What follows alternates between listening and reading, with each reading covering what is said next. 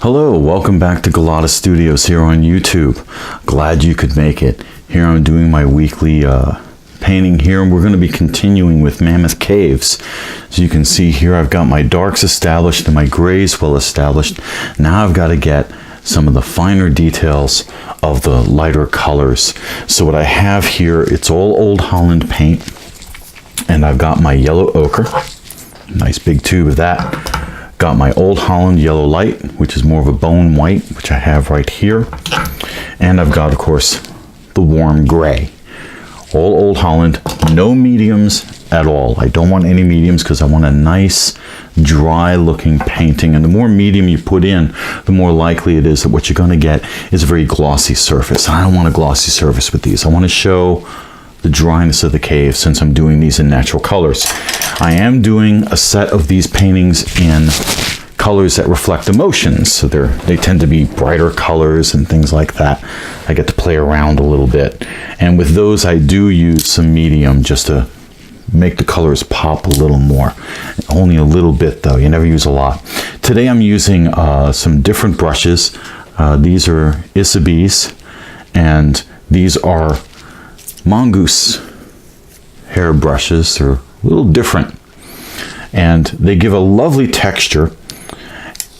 I don't want to get into too deep details yet. That's going to come in the next layer, and again we'll go to darks and then to lights, because you always want your lights on top of your darks. That way the lights come forward, the darks recede.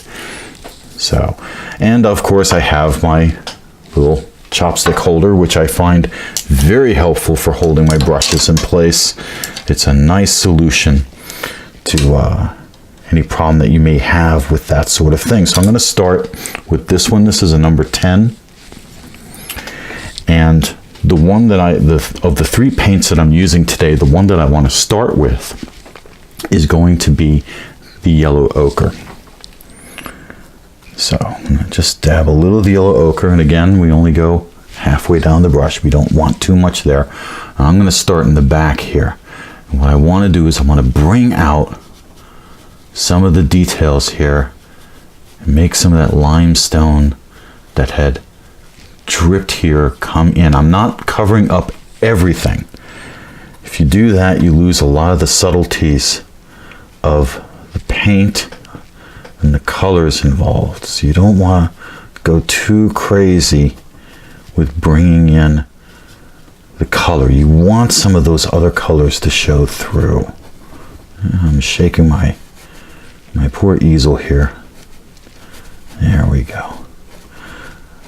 Because these were dripped down softly. They weren't dripped down really hard. It was just like stains of limestone on the rest of the rock. Just a little bit here and there, just to bring in some of that color. There we go. Little details up in here. We'll get these going. Alright, just want to deepen that a little. And here we have very, very light touches of these colors, just to bring them more into focus. And that's what we're doing. We're bringing these colors into focus here. And right here was deeper in with that heavier limestone color, just along the edge of the rock here.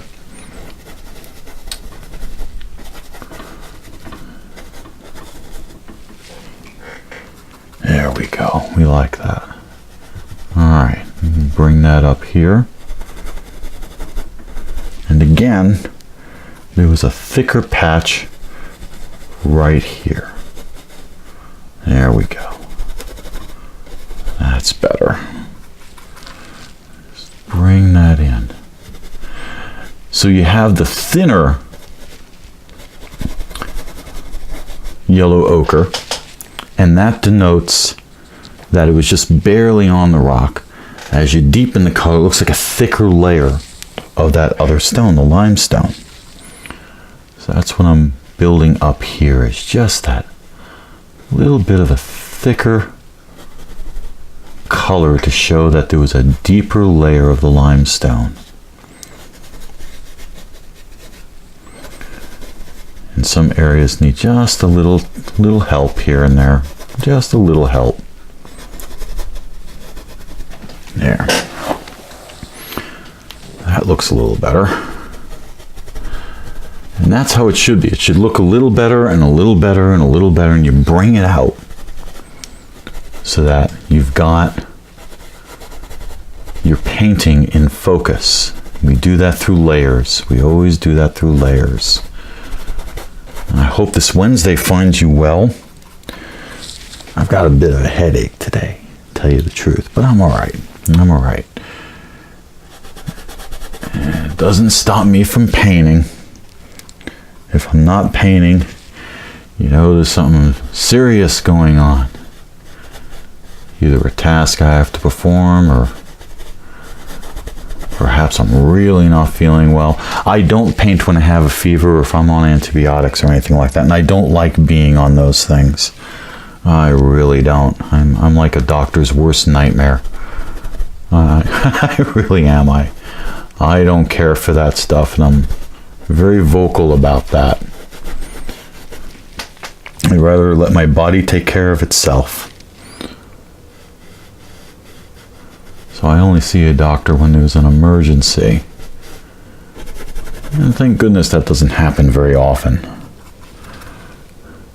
But yeah, if I'm not painting, it means there's something going on I have to contend with that's interfering with the paint. I find painting very soothing. Soothing. I find it very soothing. And because of that, I find that I'm able to work even if I'm feeling a little off. Because, you know, the painting might actually help me feel better. It really might. It might just do that. And that's worthwhile. That's always worthwhile. So it's got this little bit of, you know, like a shelf here. It almost looks like it's gotten dripped on from above. Some of these colors follow the shapes of the stone. Here we go. Still working on getting everything set up for live feeds here on Facebook. I would like to do that. I enjoy live feeds. Don't like the bother of editing. It doesn't matter if this is polished. It's not a commercial production here. It's just me in my studio. Doing my thing here. There we go. Get some of those colors in there. A little bit. Just a little. You can see the hairs of the brush go very, very lightly on everything. Very, very lightly. And it's because of the raggedy tips of the brush. You can just get some color on just the tip of the brush. You can do some amazing effects with that. There. And here we're trying to make a two-dimensional object, this painting, look more like a three-dimensional object, the cave. And that's the real trick when it comes to this kind of painting. Not all painting is like this. Some of it is very abstract, and I like doing abstract. I do enjoy abstract work, and if you've been following me here on YouTube, you'll know that I actually have a great love for that kind of painting. But I also like keeping my hand well tuned for working with the real. Why limit yourself to one thing? It doesn't make much sense to me. I don't like limitations. And if it's self-imposed, then I know immediately to question, why am I imposing that on myself? Why would I do that to me?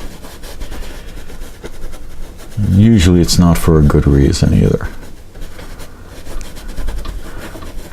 If you want to be able to do work that's meaningful in the long run, it's really good to know how to do a wide variety of types of painting rather than just sticking with one.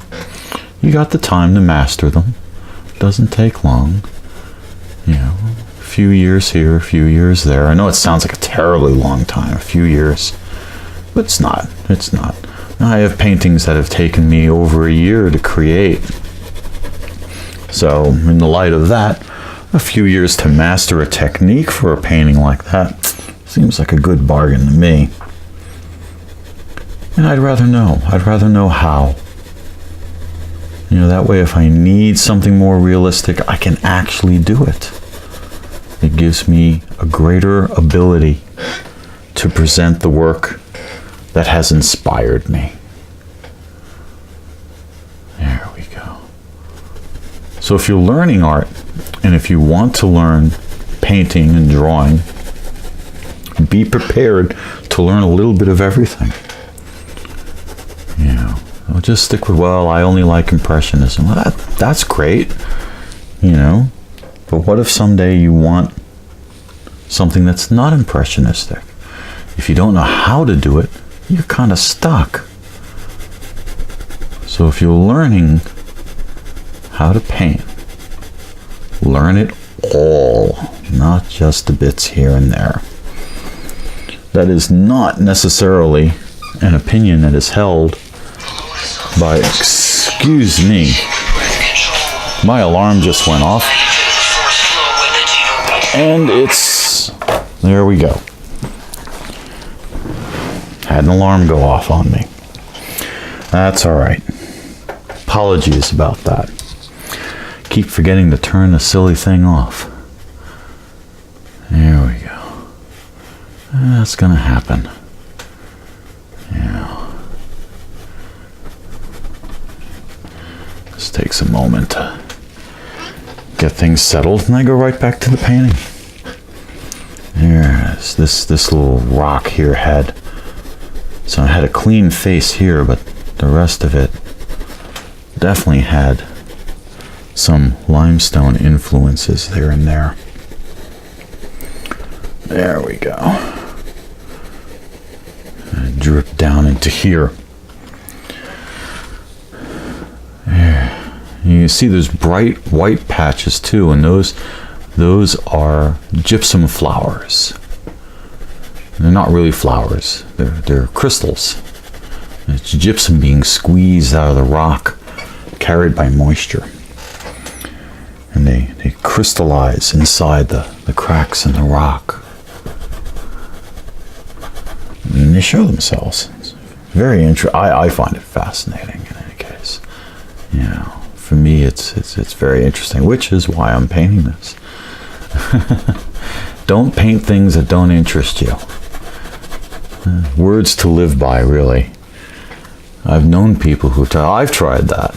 Now, you know, when you're in school or you're learning, you know, you're learning from a teacher, you know, whether they're an artist like myself or they're a teacher at a college or a school. Yeah, there's going to be some painting you're going to do that's going to be techniques and subject matter that you don't care for.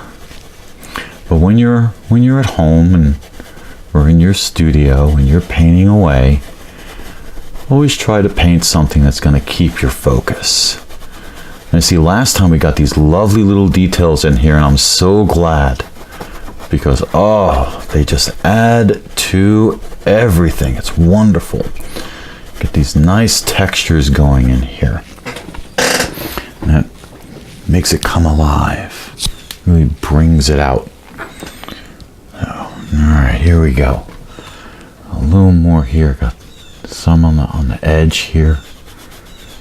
You know, that limestone gets everywhere because it follows lines of water dripping from the ceiling. And those lines of limestone really just travel all over the place. It's quite fascinating.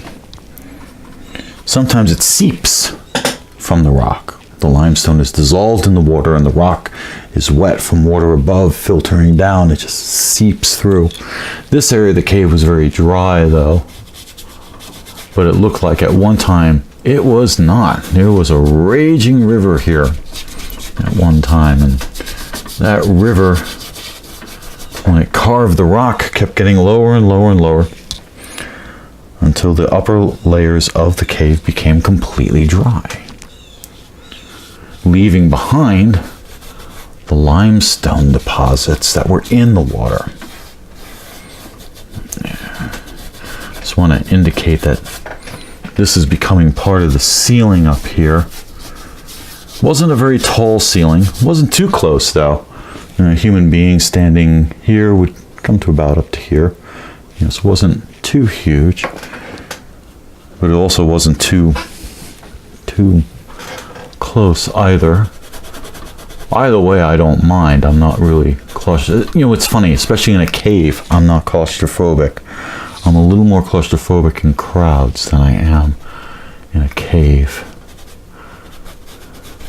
I think I trust the rock more. That's what it boils down to. People, well, some people.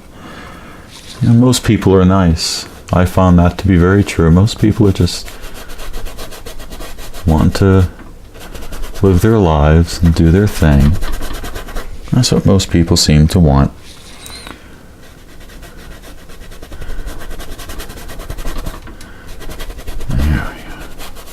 I've noticed that so many politicians want to do the people's will, but they're not asking me. They're asking focus groups. That's not the same thing as asking people. That's one organization asking another organization what they think of everyone else. That doesn't make me feel very comfortable that they know what they're doing. It certainly doesn't engender any confidence.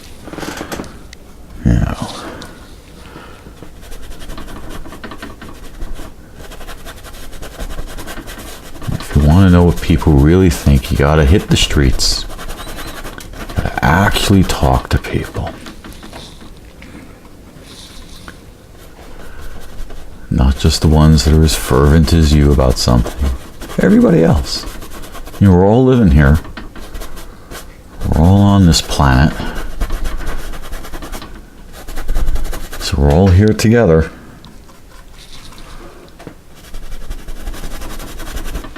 Not like it's hard to find people. Alright, that's enough of that for today. I'm happy painting. That's what I'm doing. I'm happy painting here.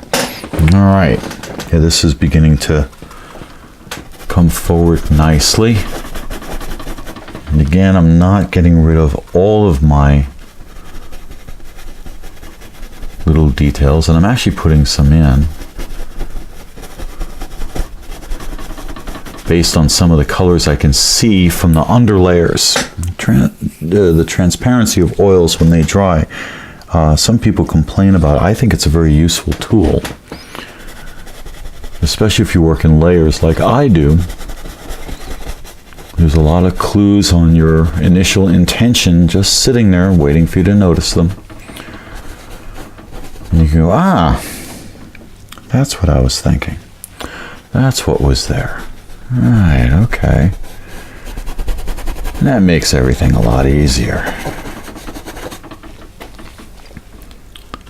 Alright. The oil paintings take time. I think the best oil paintings are the ones that you have to take your time with. You've got to think about them. You got to work with them a little more. You're just slapping paint together. You're not really helping your work there. In fact, rather the opposite. You're making things more difficult for yourself. I'm going to be using the warm gray to highlight the limestone. But first I got to get this yellow ochre in. So right now it looks very deep. Time I'm done with the warm gray, and then finally that bone white of the gypsum, it will look very different. There we go. Get that nice plane there. There. This stone just seemed to have some limestone colors on it. If it's a very straight piece of rock, you go straight. If it's a very rounded piece of rock, you go rounded. This way your brush strokes mimic the shape of the object you're painting. I see a lot of people forget that.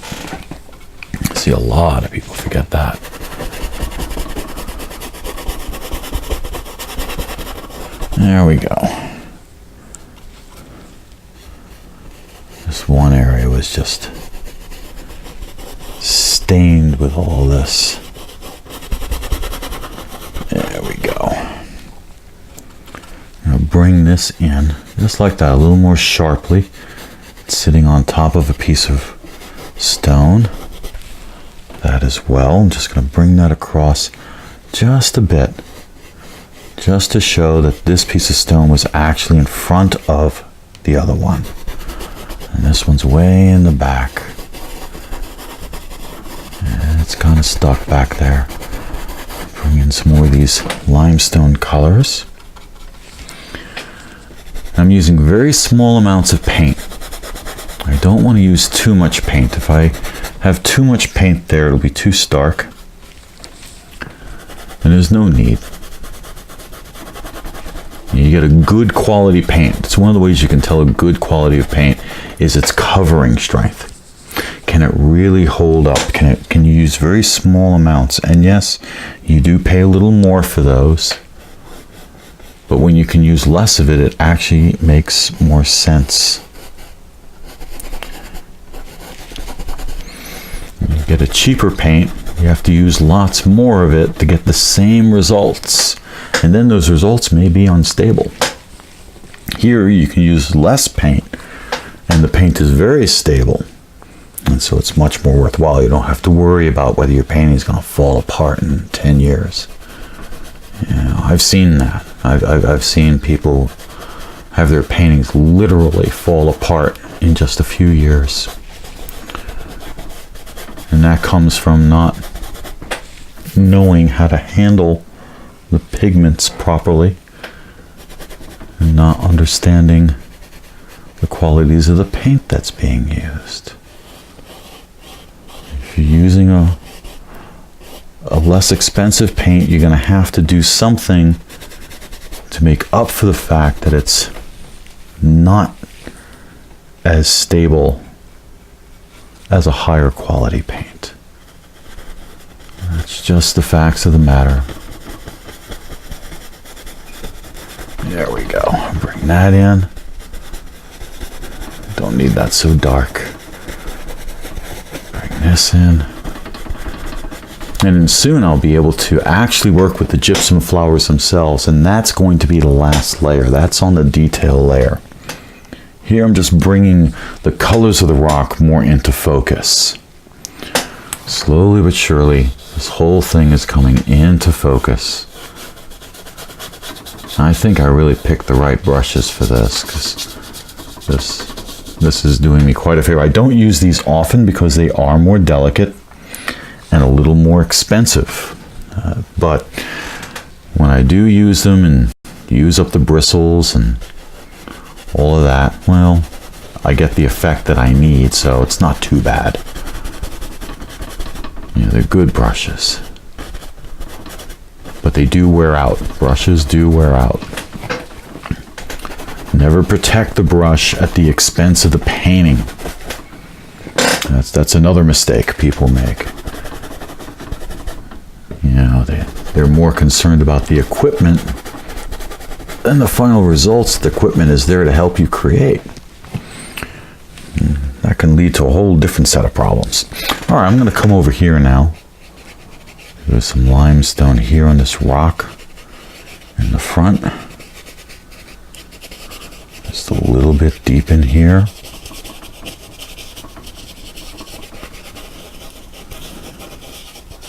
Just a stain, a patina of limestone.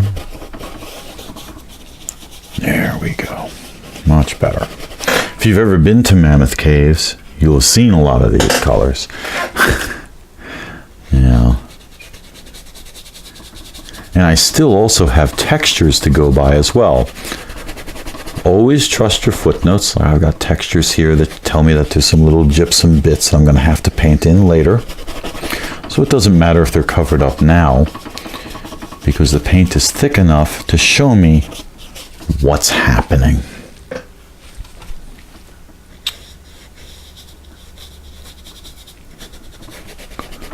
There.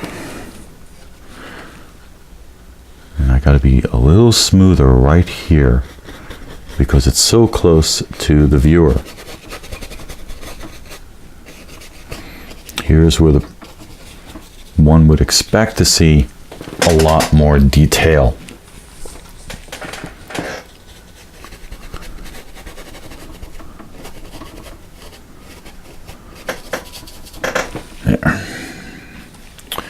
There we go. You know, Wednesdays is always a nice day for me. I get to do a lot of these paintings. I'm going to continue with Mammoth Cave along with my other main series. Anything else I'm going to do in my other time. I have several series going at once, just because I feel like I have a lot to say about them. And I don't like painting the same thing over and over and over. If I'm going to do that, I'm going to take some time between them. And that's just my own thing.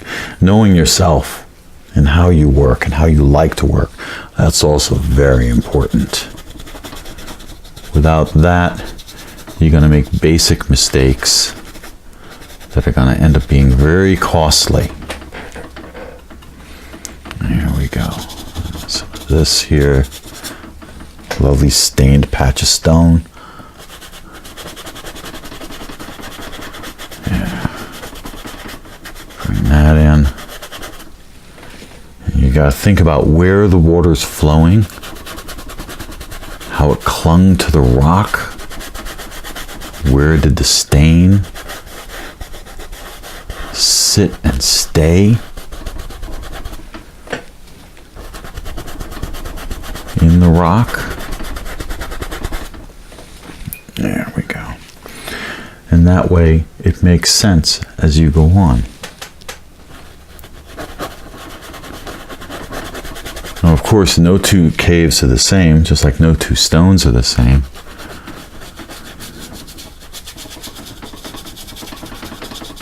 And even if you're looking at the same piece of stone or cave, you're going to notice different things from, say, another artist.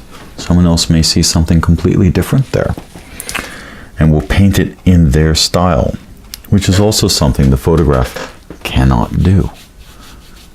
You can only record a two-dimensional image of a three-dimensional object and flatten it.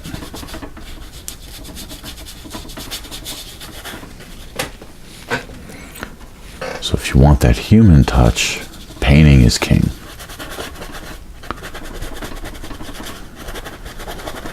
Yeah, just gonna bring that in. There's going to be some warm gray there in a few moments.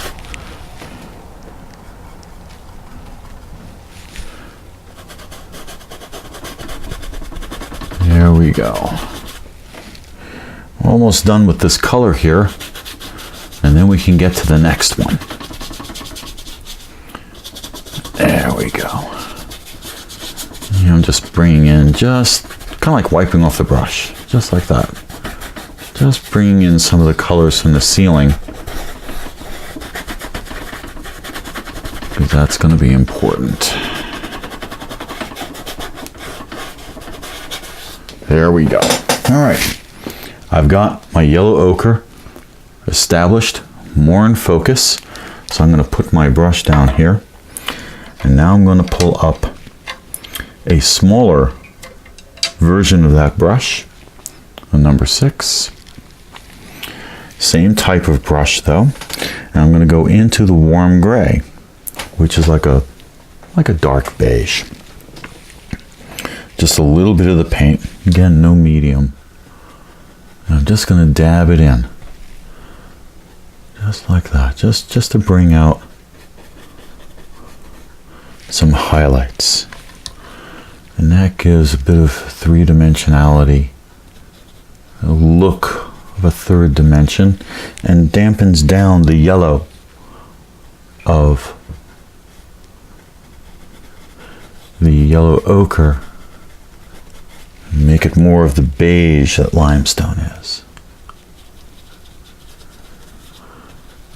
Just a bit. And we don't want too much here. There we go. I'll put a little bit here.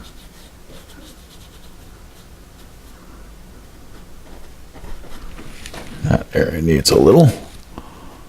Right in there.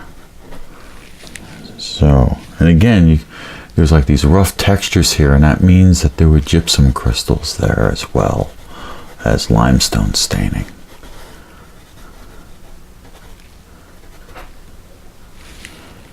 And we'll keep that in mind for the next layer.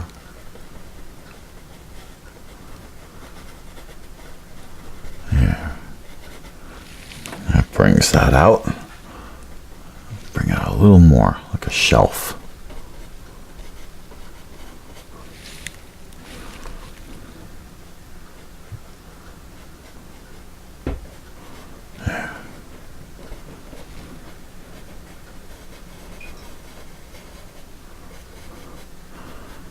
Lighten this up a little bit. Bring some of these lighter colors in. Lighter stone. Alright, that's more in focus. Now, let's work up in here. Look at that. Yeah, that works out nicely.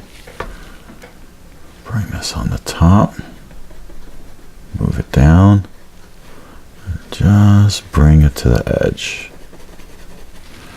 Just to lighten it up a little.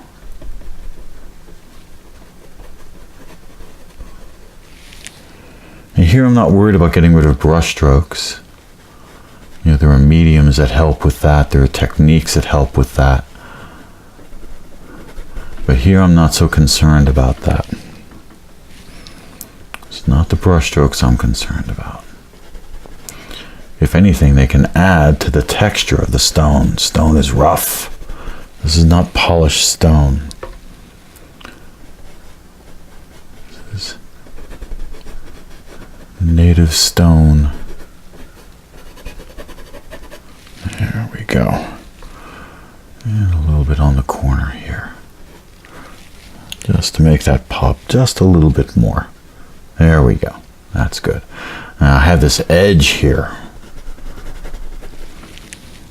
Looks like the edge of a mushroom. There are a lot of shapes like that in the rock.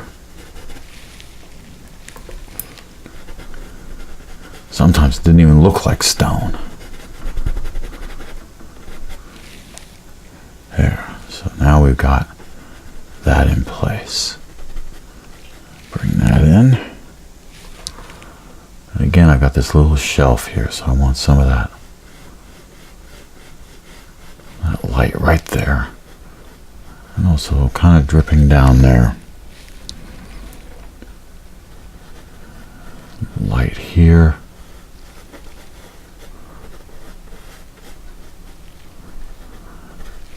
Some right there. And we'll have this color ready.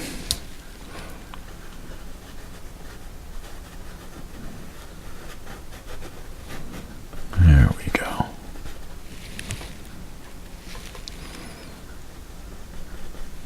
Just going to bring this right to the edge of the gypsum. This pokes out from the rock.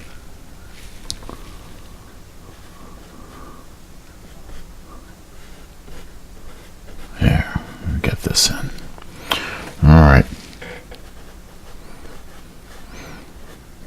And that's what you do to separate this little bit from there.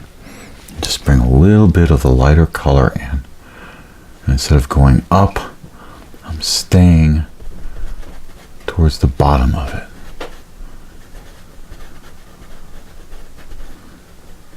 just to show that that's where the light is hitting, and this part is back more. This is a ridge in the rock.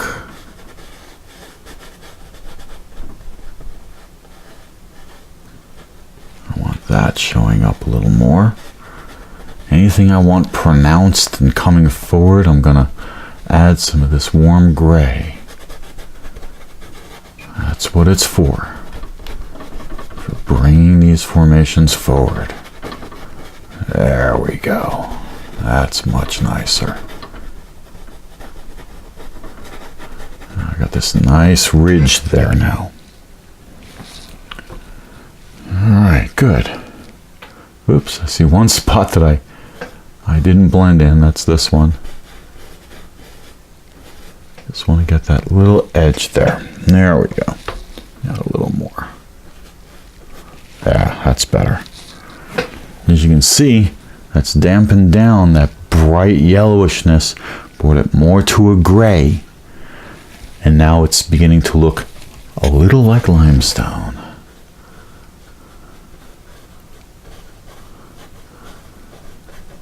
Yeah, love the texture of paint. Love working with it.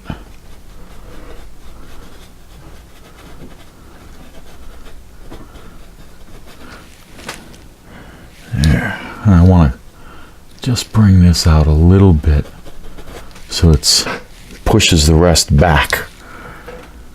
You gotta do that sometimes. If you don't, your piece is going to look very flat. There's not going to be planes of lights and darks fooling the eye.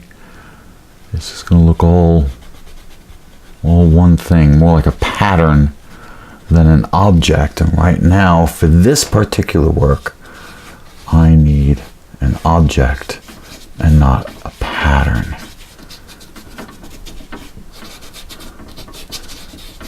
Here things were very chaotic. The ceiling was a very chaotic thing. Alright, bring into the next layer here. Again, just highlighting little spots. And this also adds to the complexity of the colors, which is also what you want. In nature, things aren't just pure this or pure that. They're mixtures. There's all kinds of colors going on. Some of it depends on the lighting that's being used. You know, sunlight looks very different from, say, a spotlight. No matter how well they try with the bulbs, they really cannot mimic the million candle power that our sun produces.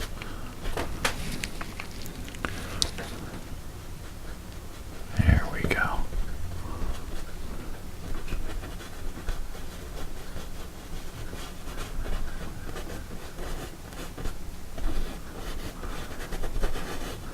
And I'm going to bring this in so it meets and makes things look coherent. Like they're all together, like they're all part of one structure.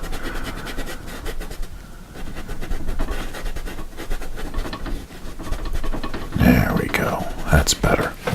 So this way it looks more like one object rather than a bunch of little ones.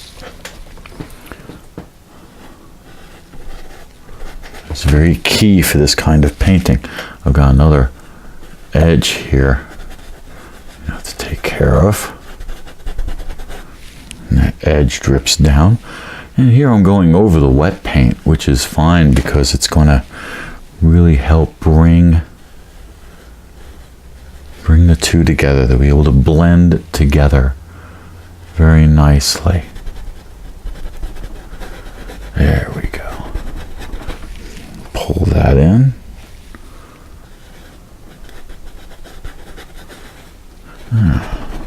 There we go. I almost didn't become an artist, really. I avoided it for some time. Wish I hadn't. You know, once I started actually painting again, I was like, I wish I hadn't done that. I had a lot of catch up to do. I had a lot of learning that suddenly I had to do. Had to teach myself.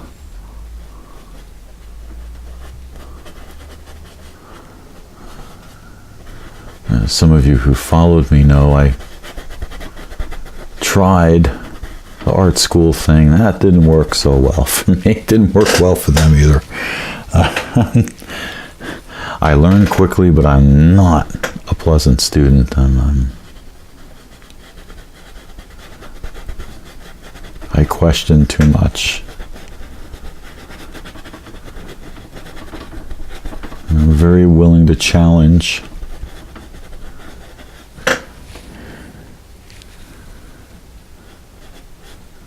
Probably a little too much. But, yeah, to thine own self be true. I know I don't have much choice. I gotta be me.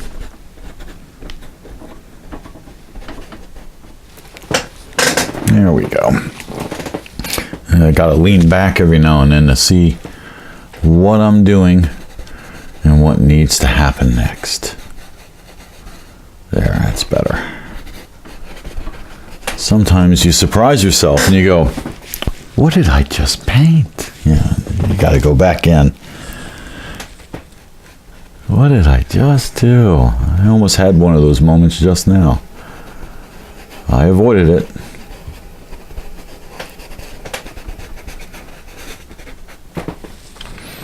Yeah, now we've got this rock flow coming in. Good. All right, now I've got this. There, just a little bit. Just like that. And right away, it looks more three-dimensional. And it separates from what is behind it. I gotta do the same thing right here. Just to bring that forward a little bit. And again, right on the edge here. Nice soft brush. Is able to really get these paints well blended.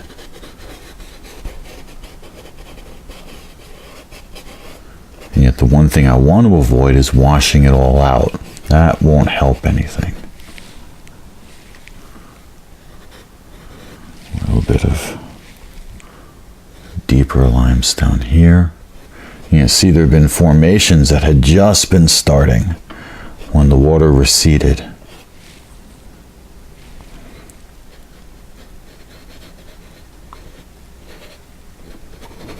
So this floor is dry riverbed. That's really what it is. It's dried up riverbed. That reminds me, I got to work on that as well. Just a bit. Just a little bit. I'm going to bring this out a little more. It's nice and forward. That was a very rough little piece of stone. And things are beginning to come into play. There. This lovely piece of stone here.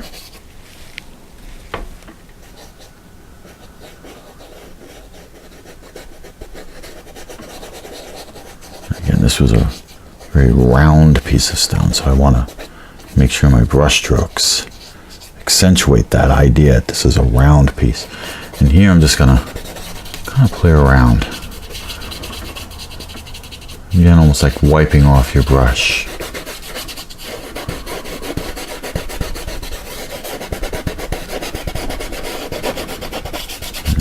Break it up. I don't want it too bright towards the edges. I want it brighter towards the middle.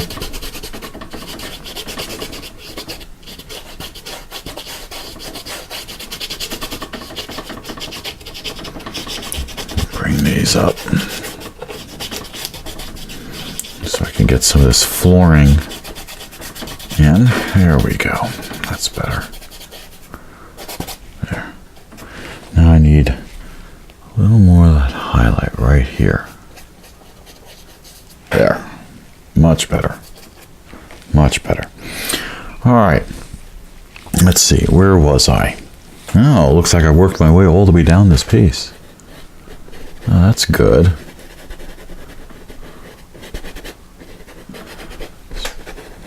Soon this painting will be finished, and then the next Mammoth Cave painting will need to be worked on. And then the next one, is 30 of them planned for this particular project. I want to bring in some of this highlight in here, just to bring this stone up into the front. It's a nice piece of stone, deserves to be in the front, deserves to be seen.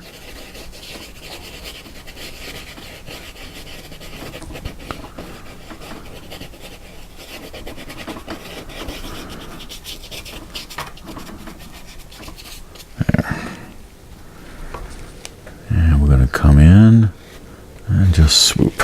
Let's grab a little more paint there. Didn't quite have enough paint. There we go.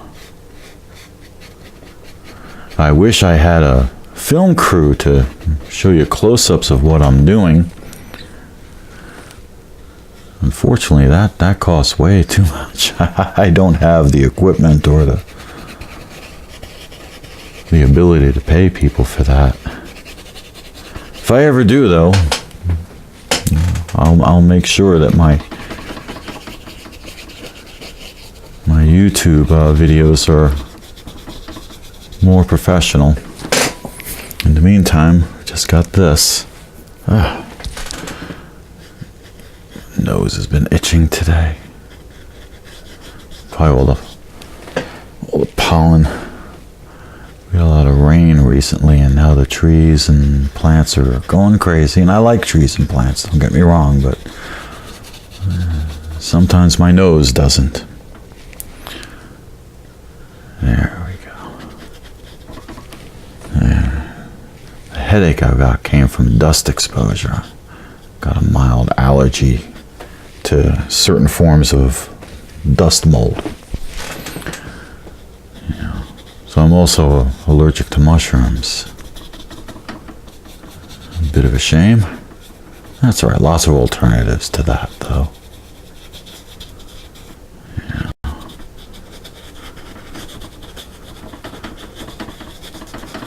I just know a lot of mushroom is in cooking.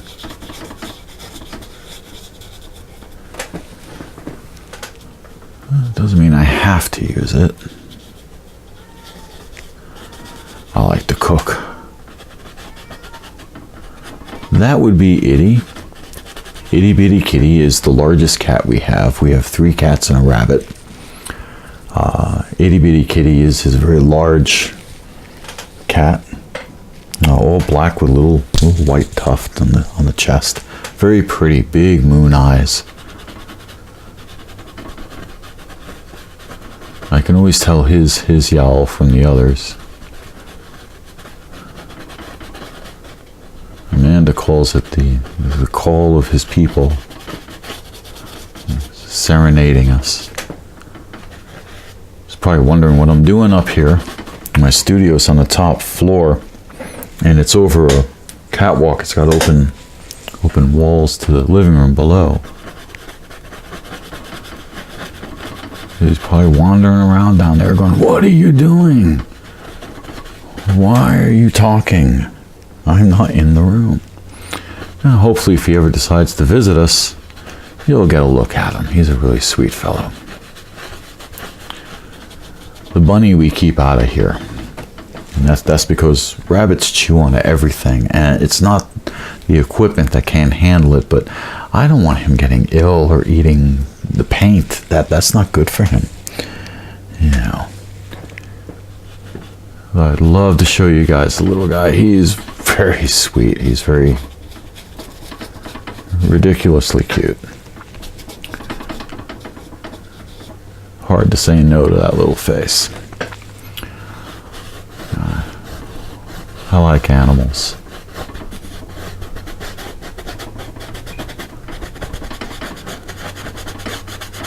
I've always thought it'd be kind of hard going through life not liking animals.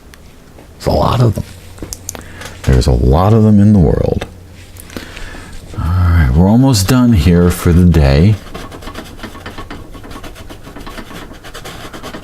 Just getting some more of these little colors in.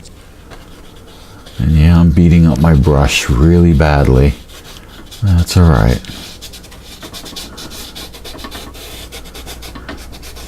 Can always buy another one. The reason I don't switch out to a deeper brush is that I want to keep these details smaller in their brush stroke than the layer that came before. So you start off with large brushes and you go down to smaller and smaller ones until finally everything is in focus. All right, well, that's our next layer.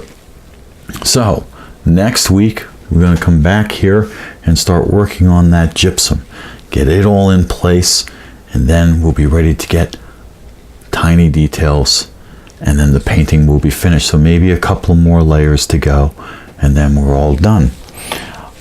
I certainly hope that you have enjoyed watching me today here on YouTube, and I hope to see you all next week. In the meantime, happy painting, everyone. Take care.